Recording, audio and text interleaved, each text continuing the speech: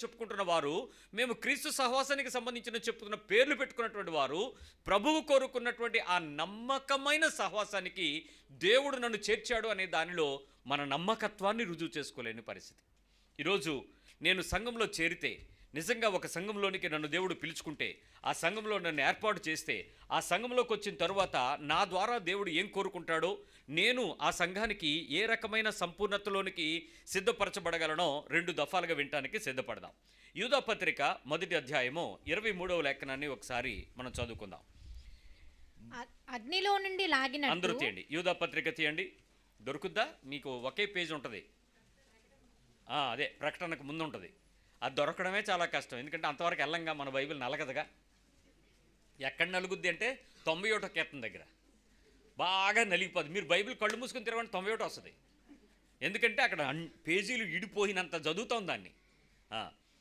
ఈ యూదా పత్రికలో 23వ వచనంలో ఒక చక్కటి వాక్యము మనకు రాయబడి ఉంది. అగ్నిలో నుండి లాగినట్టు కొందరిని రక్షించుడి, కొందరిని రక్షించండి. శరీర సంబంధమైన వారి అపవిత్ర ప్రవర్తనకు. ఏంటది? శరీర సంబంధమైన వారి అపవిత్ర ప్రవర్తనకు ఏమాత్రము ఒప్పుకొనక దానిని శరీరము వలన డాగుపడిన అన్ని అసహించుకొనుచు భయముతో కొందరిని కరుణించుడి. ఇక్కడ 2 పదాలు గమనించండి. అగ్నిలో నుంచి లాగినట్లు కొందరిని రక్షించండి. ఇక్కడ అన్యులైన లోకంలో దైవత్వం అనబడిన విగ్రహారాధన చేస్తున్న వారిని బయటకు రక్షించడం కాదు యూదా పత్రిక. ప్యూర్ మేము క్రిస్తానోళమే క్రైస్తవులు అని చెప్పుకునేటువంటి వాళ్ళ గురించే చెప్పబడిన పత్రిక ఇది. కంప్లీట్గా సిద్ధపరచబడినటువంటి క్రైస్తవుడుకు యేసుక్రీస్తు దాసుడైన యాకోబు సహోదరుడైన యూదారు చెప్పేటువంటి విషయం జెంటిల్మెన్ ఆఫ్ క్రిస్టియానిటీకి చెప్తున్నాడు. ఏమని?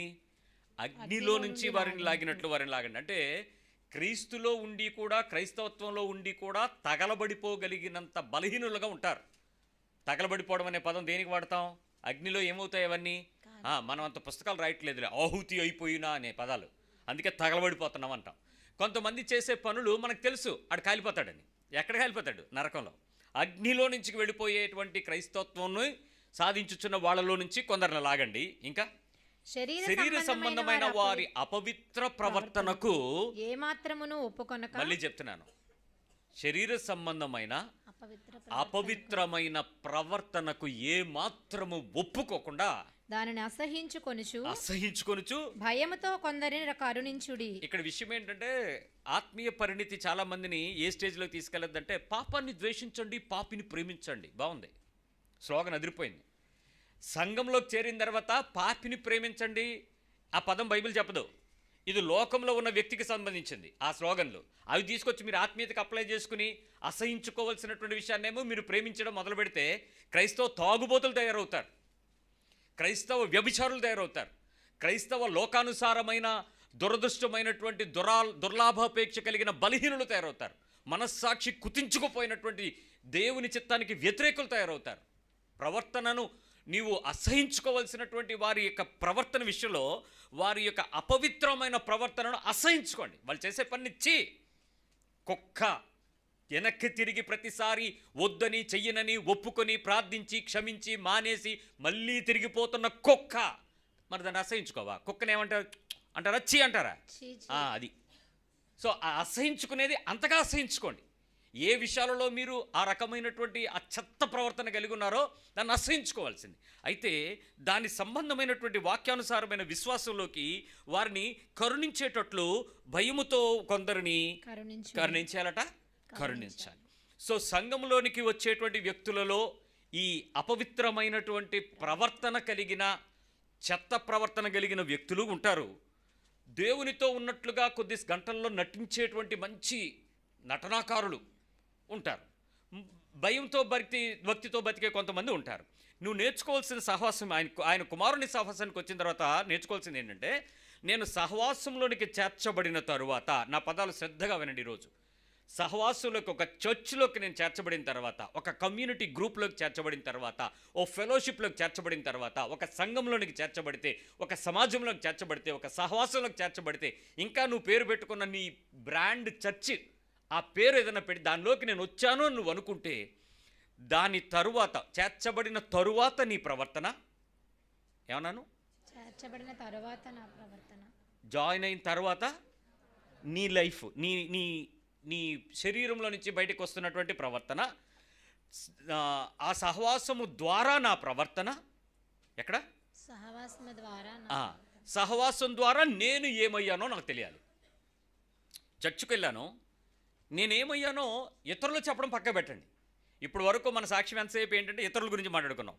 ఈరోజు మనం ఏం మాట్లాడుకుంటే నాకు బెనిఫిట్ ఏంటి church, in which way the church is useful to me and my life and my fellowship and my family. ఏంటి నాకేంటి బెనిఫిట్? మీరు ఎప్పుడైనా ఆలోచించండి. మీ చర్చ్కి వెళ్ళిన తర్వాత ఆ చర్చి వలన మీకు వ్యక్తిగతంగా ఆత్మీయతలో మీరు పొందిన లాభం ఏంటి? ఆత్మీయతలో మీరు పొందిన లాభం ఏంటి? మీ స్పిరిచువల్ ఎడిఫికేషన్. ఖచ్చితంగా అగ్నిలో నుంచి నువ్వు బయటకు వచ్చి ఉండాలి. నీ శరీర సంబంధమైన అపవిత్రతను గెలిచి ఉండాలి. అయిపోయిందా? వచ్చేసారా? ఆ రూపాంతరం, ఆ షేప్, ఆ న్యూ ఇమేజ్, ఆ స్థితికి నీ హృదయంలో నుంచి, నీ ప్రవర్తనలో నుంచి, ఆ చర్చ్ ద్వారా, ఆ చర్చ్కి వెళ్ళడం వలన, ఆ చర్చ్లో జాయిన్ అవ్వడం వల్ల నీలో ఎక్కడైనా ఆ చేంజ్ కనబడిందా? యాడ్ అయిందా? ఇక్కడ నేను కొంతమందిని అప్రిషియేట్ చేస్తాను. ఏంటంటే ప్రవర్తన కనపడకపోయినా వాక్యాన్ని గట్టిగా పట్టుకునే వాళ్ళు ఎక్కువ మంది ఉంటారు. మెనీ చర్చెస్ వాళ్ళ లైఫ్ మారదు, బట్ వారు సో స్పిరిచువల్గా మారుతారు. వాళ్ళకి వాక్యం అంటే ఇంట్రెస్ట్, పాటలు అంటే ఇంట్రెస్ట్, మ్యూజిక్ అంటే ఇంట్రెస్ట్, ఆరాధన అంటే ఇంట్రెస్ట్, వాక్యం రెఫరెన్స్లు చెప్పడం ఇంట్రెస్ట్, వాక్యాన్ని కంటతా పెట్టడం ఇంట్రెస్ట్, సండే స్కూల్ నడిపించడం ఇంట్రెస్ట్, బోధించడం ఇంట్రెస్ట్, సువార్త చెప్పడం ఇంట్రెస్ట్, స్పిరిచువల్ కార్యక్రమాలు ఉన్నాయి చూసారా, వాటిలో చాలా ఇంట్రెస్ట్గా ఉంటారు. బట్ వాళ్ళు దేవుడు ఆశించుచున్న ఆ క్రీస్తు సహవాసానికి పిలువబడిన నమ్మకమైన దేవునికి తగిన పాత్రలో వ్యక్తిత్వాన్ని సిద్ధపరచుకునే క్రీస్తు యొక్క సంపూర్ణతను మాత్రం వాళ్ళు ఎక్స్పెక్ట్ చేయక్కర్లా. 100 మందిని ఒక ఈ లైన్లో, స్పిరిచువల్ లైన్లో ఉండేటువంటి ఆ 1 to 100 వేసుకున్న ఒక 100 మందిని తీసుకుంటే 100 మందిలో 95 మంది నేను చెప్పిన ప్యాటర్న్లోనే ఉంటారు. ఎలాగా? They are interested in Christ, they are interested in church, they are interested in fellowship and everything, but they are not having an interest to change in the image of Christ. యేసుక్రీస్తు యొక్క సారూప్యతలోనికి రావటానికి కావలసిన సిద్ధపాటు 1% కూడా ఉండదు. 95 మందిలో ఉండదు. ఎంత సీరియస్ చర్చ్ అంటే వాళ్ళకి గంట ముందు కూడా రాగలరు, 2 గంటల తర్వాత కూడా వెళ్ళగలరు, అన్ని పనులు సర్దిపెట్టి పాస్టర్ గారి తర్వాత కూడా.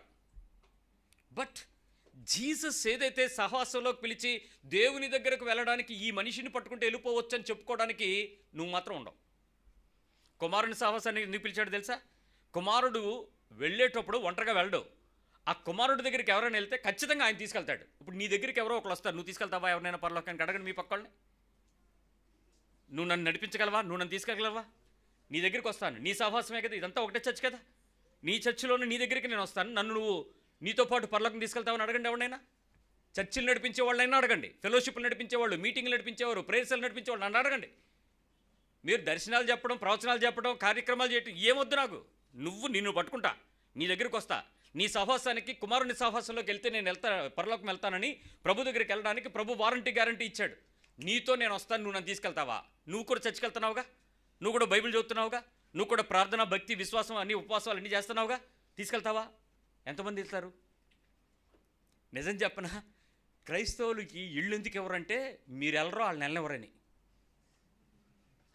మీరు ఈ క్రైస్తవులుగా బాగా చలమణ అవుతారు, కానీ ఇమేజ్ ఆఫ్ క్రైస్ట్కి ఏ మాత్రం మీ లోపల ఆ తీవ్రత ఉండట్ల.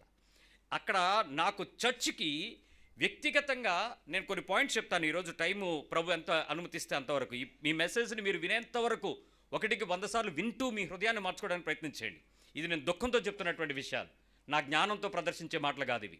మొదటిది, నాకు దేవునికి మధ్య వ్యక్తిగత సంబంధం కొంచెం పెరిగింది, బాగా పెరిగింది చర్చ్కి వచ్చిన తర్వాత. ఎంతమంది చెప్తారు ఈ విషయం? నోటితో మాట్లాడకండి, కొంచెం బుర్ర వాడండి. ఇప్పటికైనా గుజ్జులోకి వెళ్ళనివ్వండి. ఇప్పటి వరకు 2 చెవుల్లోకి వెళ్ళిపోతున్నాయి. చెవులకి కవాటాలు లేవు, బ్లాక్స్ లేవు, ఇలా రావచ్చు ఇలా పోవచ్చు. కనీసం దాని లోపలికి వెళ్తున్న పదం ఏంటో వినండి. నేను చర్చ్కి వెళ్తున్నాను, ఇన్ని సంవత్సరాల నుంచి వెళ్తున్నాను, నాకు దేవునికి మధ్యలో ఒక రిలేషన్షిప్ పెరిగింది, కొంచెం పెరిగింది. ఇంతకుముందు వచ్చినప్పుడు 0, బాప్తిజం తీసుకున్నప్పుడు అర్థం ఏం లేదు, ఏసంటే ఇంట్రెస్ట్ అంతే. వన్స్ ఇంట్రెస్ట్ వచ్చిన తర్వాత ఐ హ్యావ్ ప్యాచప్, నాకు ఆయనకి కనెక్ట్ అయింది. ఈ కనెక్టివిటీ కొంచెం కనెక్ట్ అయిన నన్ను ఒక 1 year సీనియారిటీ, ఓ 4 రోజులు సీనియారిటీ, ఒక 4 వారాలు, కొన్ని కొద్ది సంవత్సరాలు కనెక్టివిటీ పెరిగింది, దేవునితో నా సంబంధం పెరిగింది. ఎంతమంది ఉన్నారు? ఎందుకు నీ హృదయంలో మోసం జరుగుతుంది? దేవుడంటే ఇష్టం పెరిగిందా లేదా అడగట్లా, సంబంధం పెరిగిందా లేదా అని అడుగుతున్నాను. పుట్టు క్రైస్తవులను నిలదీస్తున్నాను. సిగ్గుందా మీకు? పుట్టు క్రైస్తవులరా, సిగ్గుందా మీకు? సంబంధం పెరిగిందా నీకు? ఇన్ని సంవత్సరాలు పుట్టిన దగ్గర నుంచి చర్చి చర్చి చర్చి అని ఏడిస్తున్నావుగా. నీ జీవితంలో దేవునితో సంబంధం పెరిగిందని చెప్పగలవా? పాస్టర్లతో సంబంధం పెరిగినంతగా దేవునితో సంబంధం పెరిగిందా? ఎక్కువ వద్దు.